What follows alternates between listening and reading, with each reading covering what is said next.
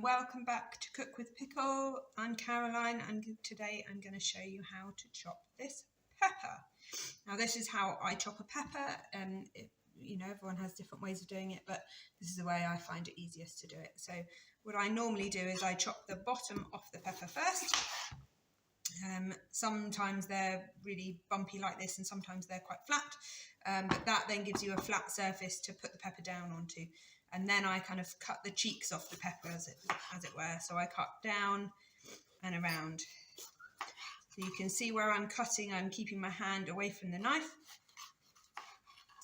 And I'm just cutting down the sides like that. So this is all the bit that's left behind. And we've got kind of 4 pieces and the bottom.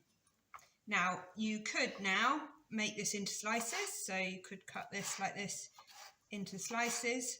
So I use my little kind of claw hand to hold the pepper and cut it into slices. So if you were making chicken fajitas or something like that, that would be great. I'm using this in a pasta dish later, so I want the pieces to be a bit smaller.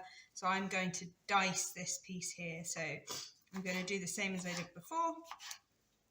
Chop it into slices. And then I'm going to gather it the other way, bring them together, and then I'm going to use my claw hand to hold the pieces steady on the board and cut down through them so we get into a small dice like that. So there's a relatively fine dice.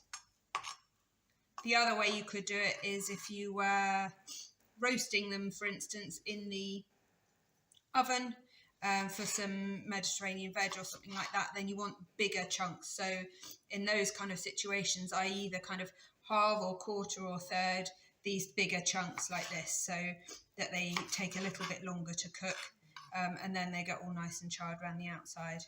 So there we have it, slices, dice, and larger chunks for roasting veg. I hope you've enjoyed this video. If you want any more information, please head over to my YouTube page or my Facebook pages, Cook with Pickle, and you can see what's going on over there.